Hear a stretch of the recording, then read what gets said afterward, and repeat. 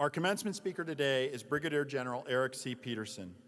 He is a distinguished military graduate of the University of Idaho's Reserve Officer Training Corps program. He received his Army commission in 1986 and holds Bachelor of Science degrees in Geography and Cartography from the U of I and a master's degree in Business Administration from Touro College, New York. He also holds a master's degree in National Security and Strategic Studies from the National War College.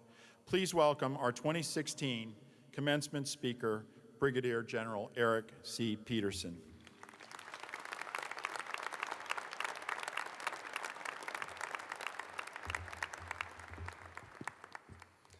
Good morning, Vandals, and good morning, friends and families and supporters of these accomplished scholars. As an old Vandal alum, it's absolutely humbling to stand before this august group in this wonderful place, precisely 30 years after walking in your shoes. I absolutely cherish every memory of my time here. My U of I academic experience might be best characterized as among those most improved. Easily distracted during my first couple of years, it wasn't until my third, fourth, and fifth year that I really hit my stride. I really enjoyed the University of Idaho. In retrospect, maybe too much. Nonetheless, the strong academic foundation and equally important, the growth I experienced have served me well. In addition to a couple of bachelor's degrees, I left this wonderful campus armed with intellectual curiosity, a lifelong thirst for learning, a basis for critical thinking, the ability to communicate my ideas, practical approaches for problem solving and conflict resolution, some basic leadership skills, an appreciation of the arts, a love of the natural world, respect for others in person, in idea, and an understanding of the value of integrity and character. And to top it off, I also benefited from the practical examples of several exceptional faculty and staff mentors. And I pray that your experiences have been equally rich and transformative. Now, I am acutely aware that I am in the unenviable position of being one of the final obstacles between you and the conferring of degrees. And the formal recognition of several years of study, learning, determination, and toil, and the richly deserved celebrations that follow. I'm also quite embarrassed to admit that I recall absolutely nothing of my commencement, nor the speaker 30 years ago. And no, I was not impaired. My thoughts were simply elsewhere. The future and approaching possibilities took all of my attention. So in light of these facts and your restless anticipation, I pledge to be brief. I'm not going to offer you a lengthy formula or a list for success, for every person's journey is as different as their personalities, strengths and weaknesses, determination and resilience, the trials they'll face, and the opportunities they'll be afforded. Rather, I'd like to offer you a couple of challenges. Now, you may not realize it sitting here on the Palouse on a stunning spring morning, eminent graduates of this proud institution, but you are now part of the world's elite.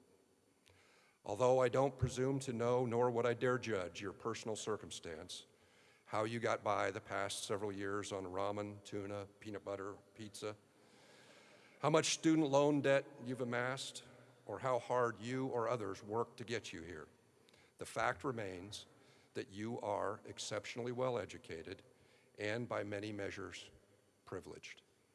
Certainly not a condemnation nor a provocation, just a fact.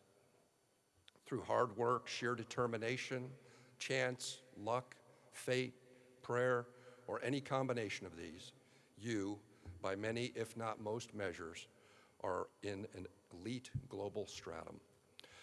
Of the roughly 7.10 or 7.4 billion of your fellow humans, less than 8% have a bachelor's degree.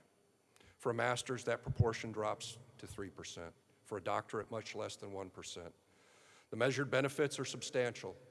As a cohort, you will earn 70 to 80% more over a lifetime than your less educated peers, and you will live an average of 7 years longer. At the other end of the spectrum, an incredible and disappointing 17% of your fellow world citizens are completely illiterate. Even more fundamental, 30% of the world lives under authoritarian rule, where the most basic rights and freedoms and representative governance are denied. Over 20% lack adequate shelter to protect them from the climate and the elements. Over 15% are exceptionally malnourished, and a similar proportion lack access to safe drinking water.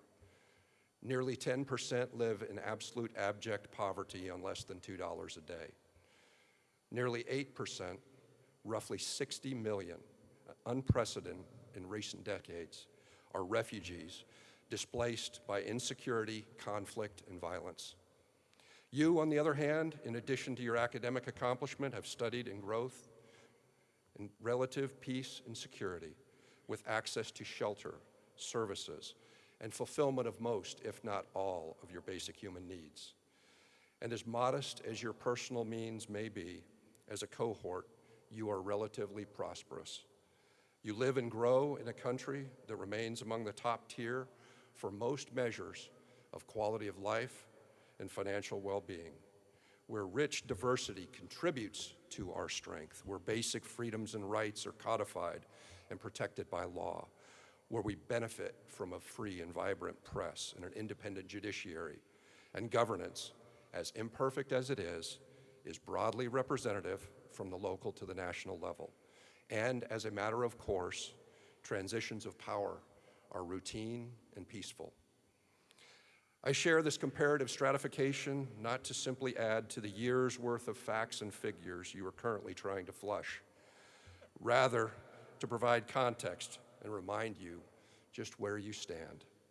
Again, sincere congratulations. You absolutely earned this. But don't discount the good fortune, the environment in which you've been allowed to thrive. And consider that your relative fortune implies responsibility.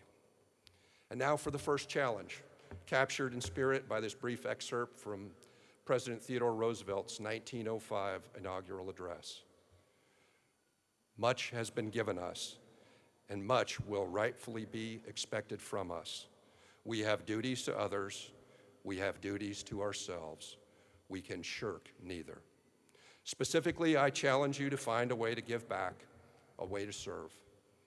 I'm certainly not suggesting that all of you don a uniform and raise your right hand and swear an oath, like the fine lieutenants and ensigns in the front row will do shortly, or all dedicate yourselves to full-time charity work, or all join the Peace Corps, although the U of I does have a strong reputation for student humanitarian service and a rich history of strong Peace Corps participation.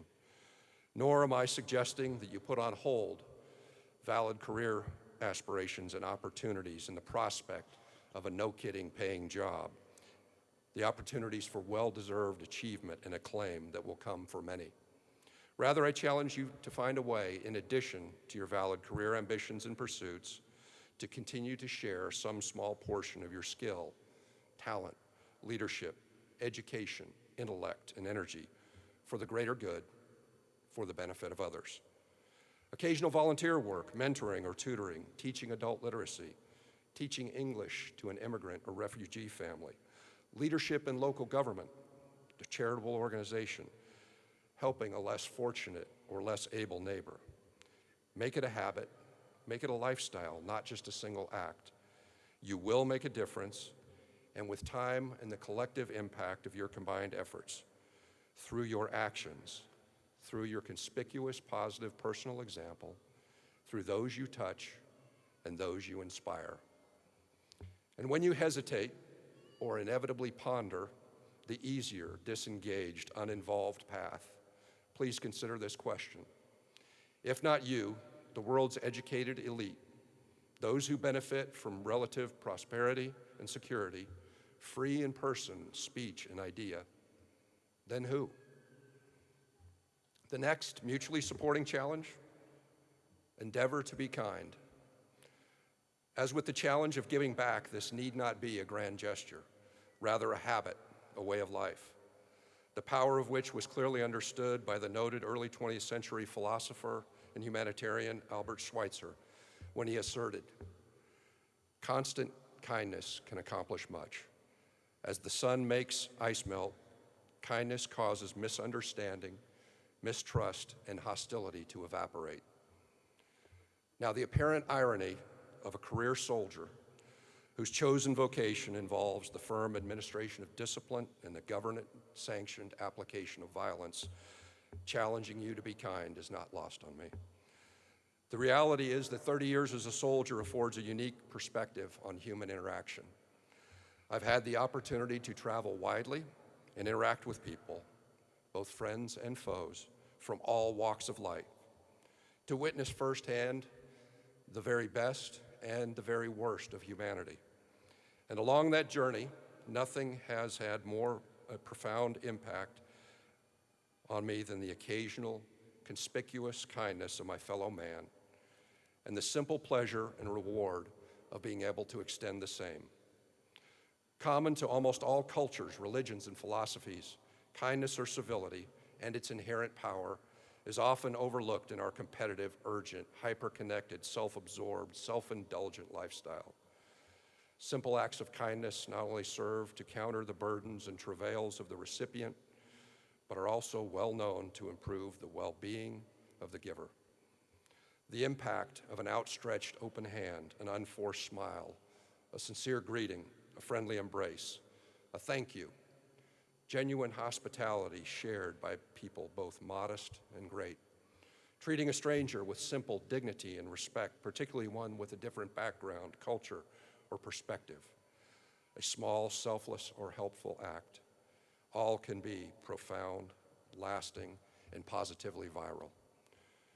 So the challenges, again, in brief review: understand and appreciate your good fortune and standing and the responsibility that comes with it. Give back and be kind. In closing, I offer this final thought from poet, essayist, and philosopher Ralph Waldo Emerson.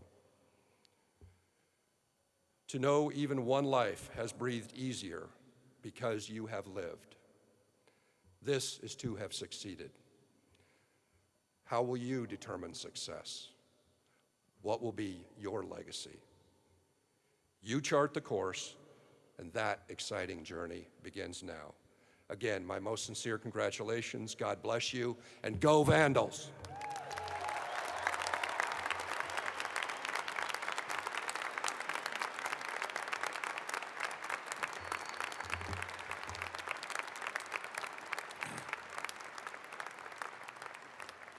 General Peterson, could you please come back to the podium for a moment? We have a little gift for you. Thank you very much.